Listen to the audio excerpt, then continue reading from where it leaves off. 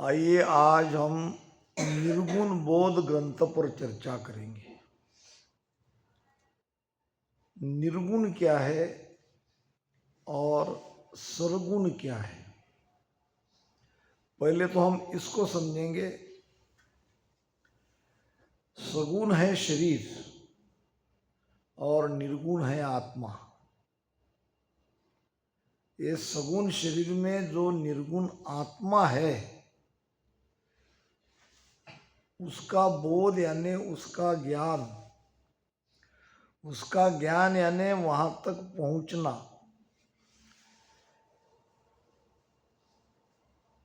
अब आत्मा तक क्यों पहुंचना है? वहीं पर आनंद है, वहीं पर मोक्ष है और वहीं पर ज्ञान है, वहीं पर वैराग है। अष्टावक्र को जब राजा जनक ने पूछा कि हे गुरुदेव, कहाँ ज्ञान है, कहाँ आनंद है, कहाँ वैराग है, तो अष्टावक्र ने कहा, राजन, यदि तुम अपने आप को देह से पृथक अपने स्वरूप में स्थित होते हो तो वही आनंद है, वही ज्ञान है, वही वैराग्य है, यानी उसी पद को मोक्ष कहा गया है। तो यहाँ निर्गुण बोध ग्रंथ में गुरु महाराज ने हमारी यात्रा वहां तक कैसे पहुंचे इसका भेद बताया है। प्रथम हम सतसंगत कीनी, सुध बुध ज्ञान अकल सब लीनी, तब हृदय ऐसी दर्शावे, कहाँ सो जाय कहाँ सो आवे। क्या किया गुरु महाराज? हमें सबसे पहले क्या करने के लिए कह रहे हैं? तो प्रथम हम सत्संगत कीनी, हमें पहले सत्संग में जाना पड़ेगा। जहां जहां सत्संग चालू रहती है वहां जाना पड़ेगा। सत्संग अपने आप में महत्वपूर्ण है।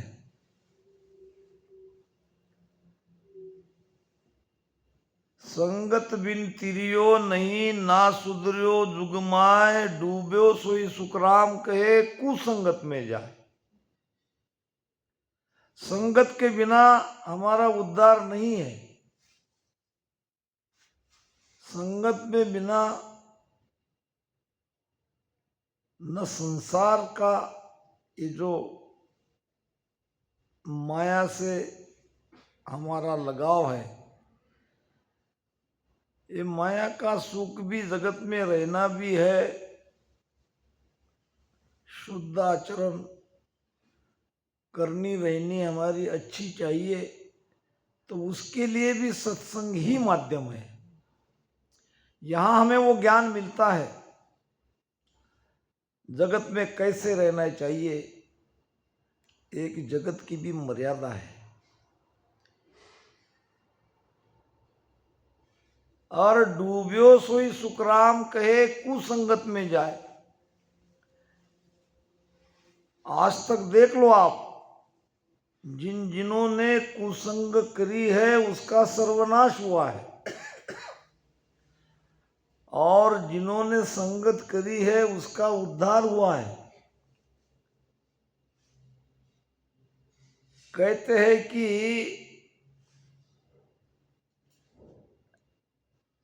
कुछ चोर रात में उन्होंने चोरी करी और चोरी करके अपनी देवी माता को चढ़ावा चढ़ाने के लिए हमेशा जहाँ जाते थे उस मंदिर में गए। अब उस मंदिर में गए तो देखा तो वहाँ कोई साधुओं की टोली वहाँ पहले से रुकी हुई थी। वो तो रुकने वाले नहीं थे, मगर उसमें जो उनके गुरु महाराज थे उनको आया बुखार। अब बुखार आने के बाद उनके शिष्य उनकी सेवा कर रहे थे। सुबह से कुछ खाया पिया नहीं था और ऐसे में ये चोरों की टोली वहां जाके हमेशा की तरह वह गई। देखा तो कोई एक महात्मा जी बुखार से तड़प रहे हैं। फिर उन्होंने दर्शन किया। थे तो चोर, मगर फिर भी सामने अगर कोई साधु महात्मा दिखते हैं तो स्वाभाविक है दर्शन करने की इच्छा हो ही जाती है। दर्शन करने के बाद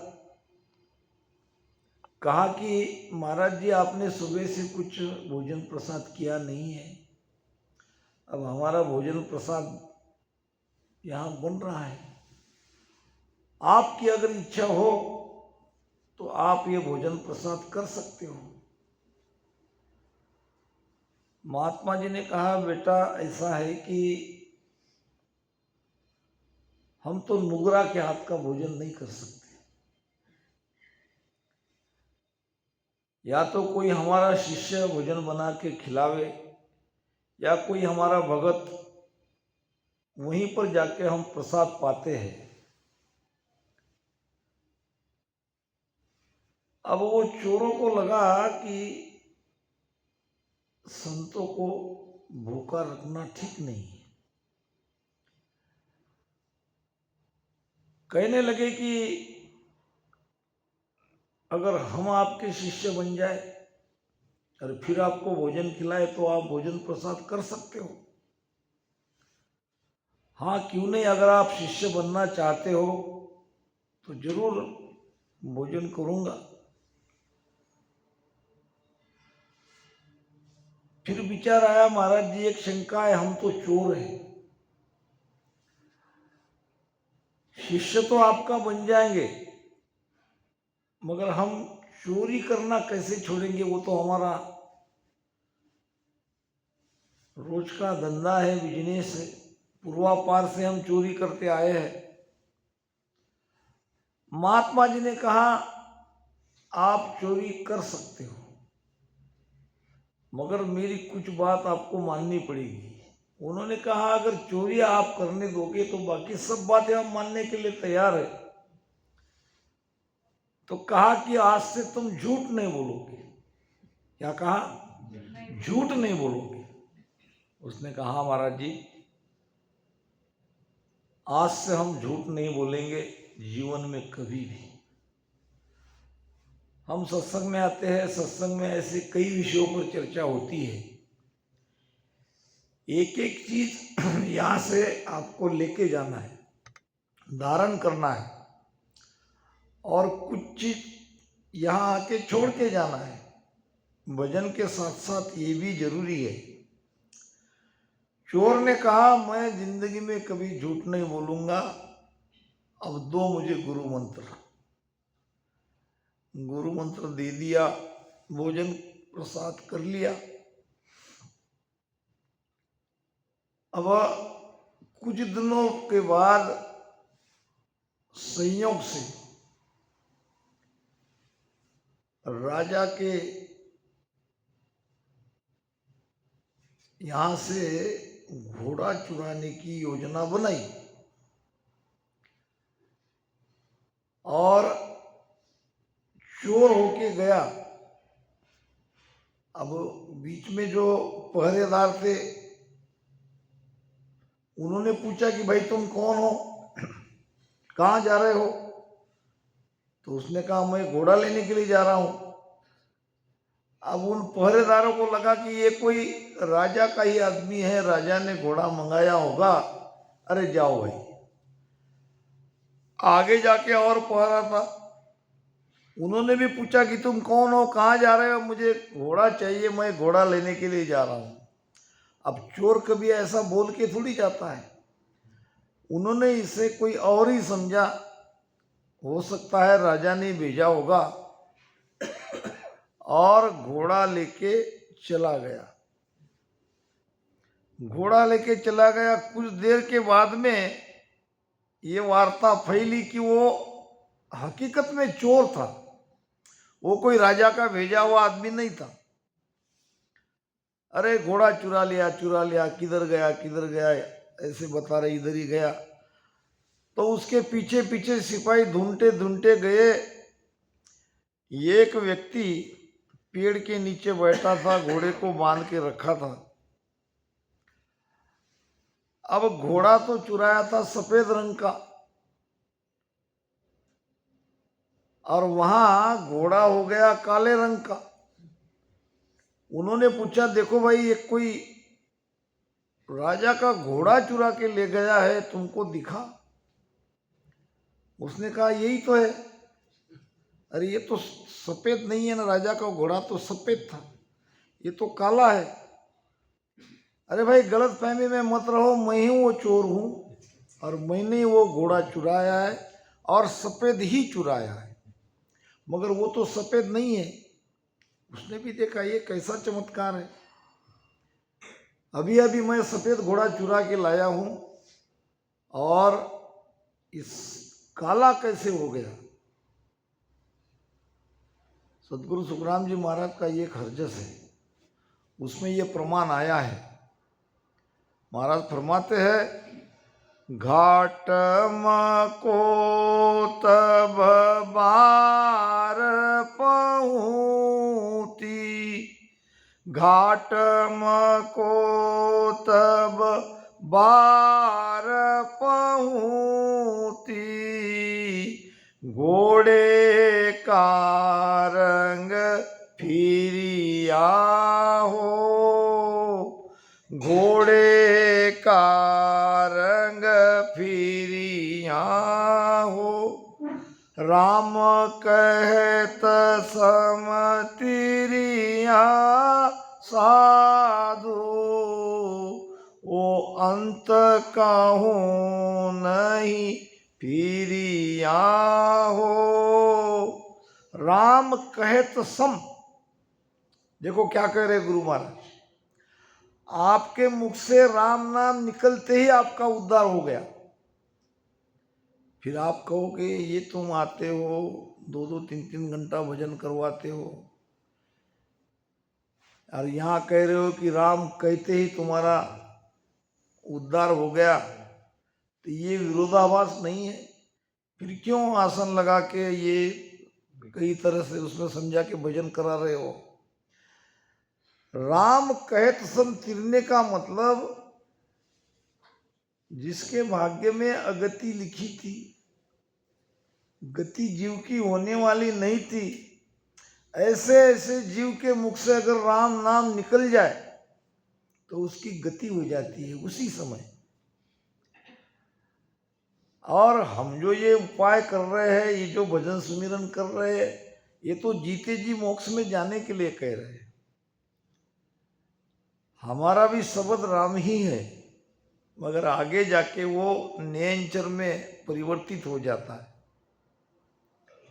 राम शब्द को सारे धर्म ग्रंथों ने, शास्त्रों ने, वेदों ने माना है, उसके महत्व को जाना है, समझा है।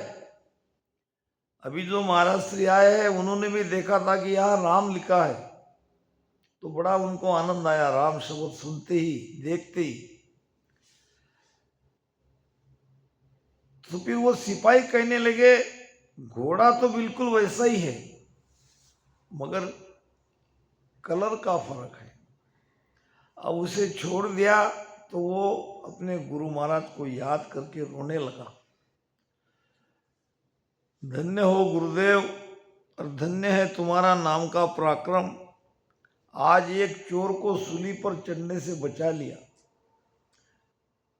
आज मैं बिल्कुल आज घोड़े का रंग अगर नहीं बदलता तो मुझे तो पकड़ के ले ही जाते, मेरी जान भी जा सकती थी, मगर गुरुदेव ने मुझे बचा लिया। अब गुरुदेव ने उसे कब बचाया? जब उसने गुरु के आदेश का पालन किया। समझने वाली बात है। गुरु ने क्या कहा था कि आप चोरी कर सकते हो, मगर आपको झूठ नहीं बोलना है। और वो सचमुच कह रहा था कि मैं ही चोर हूं, मैंने ही घोड़ा चुराया है। मगर ऊपर वाले ने देखो कितनी कृपा करी और घोड़े का रंग बदल गया। अब ये वार्ता राजा के कान तक पहुंची कि घोड़ा तो वही है मगर उसका रंग बदल गया। राजा भी थोड़ी देर में आए, अपने लाव लश्कर के साथ देखा तो घोड़ा तो हूबहू वही है, मगर इसका रंग कैसे बदल गया। पूछा कि भाई कौन हो तुम? उसने कहा कि मैं घाटम दास हूँ, चोर हूँ। क्या तुमने मेरे घोड़े को चुराया? तो हाँ हुजूर। कहाँ है? तो यही है, मगर ये तो वो रंग अलग है, कलर अलग है। तो ये तो मेरी गुरु की कृपा है, मुझे नहीं पता, आप जो चाहे मुझे सजा दे दो। अब उसके इस तरह से सत्य बोलने पर राजा को भी उस पर दया आई, कहा कि मैंने तुम्हारी सजा माफ कर दी। अब तुम ऐसा क्यों नहीं करते? इतना ईमानदार मुझे ढूंढने से भी नहीं मिलेगा तो मेरे यहाँ तुम मेरा नौकर बन जाओ, मेरे दरबार में आ जाओ। अब अनायास राजा की तरफ से एक जिम्मेदारी भी मिल गई। तो उसने कहा, हे गुरुदेव, हे परमात्मा, आज से मैंने ये चोरी करना भी छोड़ दिया। गुरु के आज्ञा का पालन करने से आज वो राजा की चाकरी में था, बहुत ऊंचे ओहदे पर वो चला गया। तो ये सब भाव हमारे बनते हैं संगत से। प्रथम हम सत्संगत कीनी, सुध बुध ज्ञान अकल सब लीनी। क्या इसके पहले हम शुद्धि पे नहीं थे? क्या हम बिना बुद्धि के थे? क्या हमारे अंदर अकल नहीं थी? थी। शुद्धि पे भी थे, मगर वो शुद्धि वास्तव में शुद्धि नहीं है। हम तो एक पशु के जैसे हमारा जीवन हम जी रहे थे। कोई जीवन में आनंद की झलक नहीं।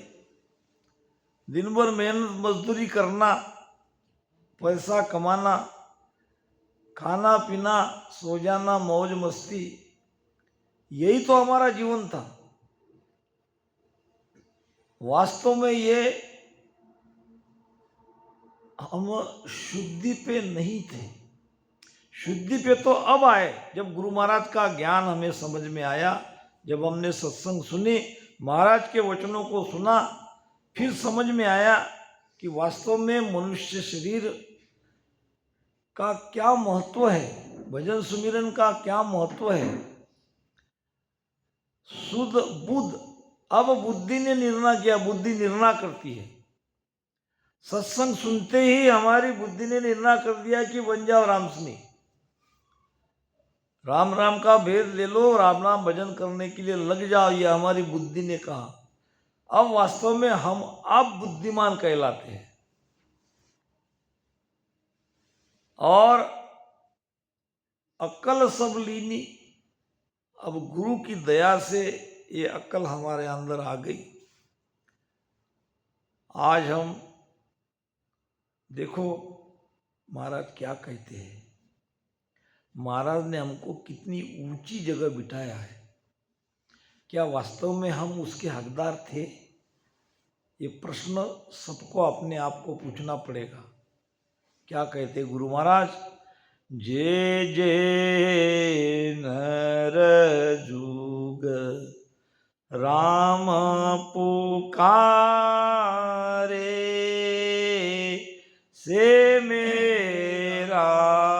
सिरता राम राम से मेरा सिरता बड़ा बड़ा जन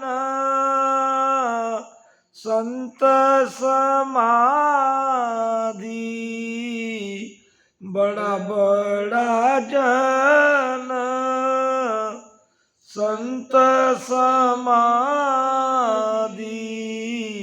ताको है मेरी लाज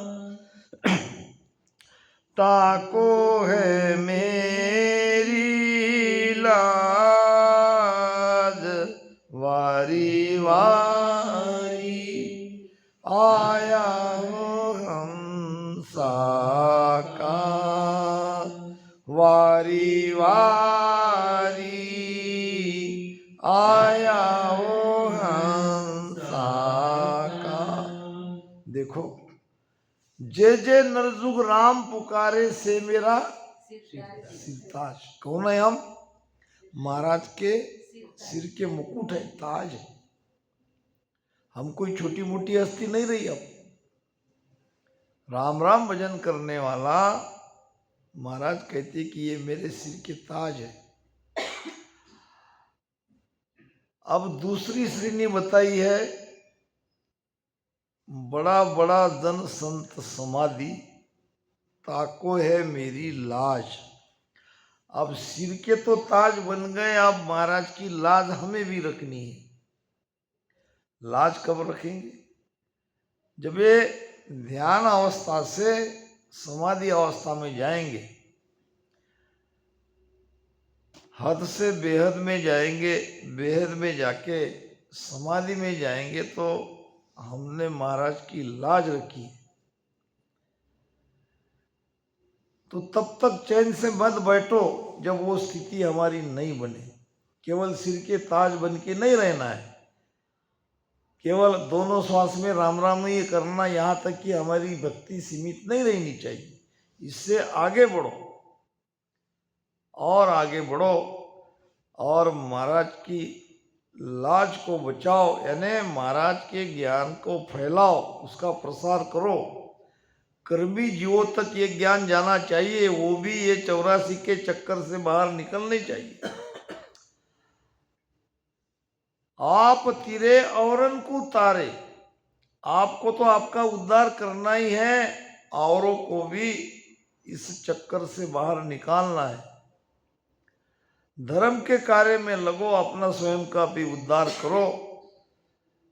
तो ये सत्संग बहुत गुणकारी है। महाराज कहते हैं हम सभी गृहस्थी है, पारिवारिक लोग हैं,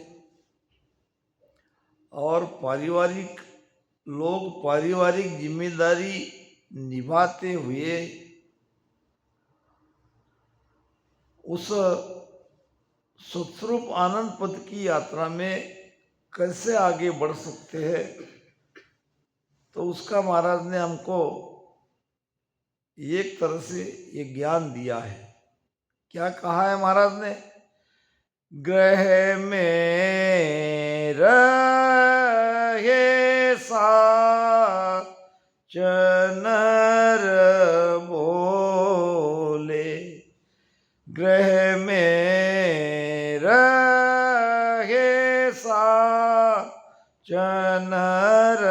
बोले, भजन रात दिन होई रे, भजन रात दिन होई रे, आत्म चीन संता को माने, आत्म चीन संता को माने, तासमावरन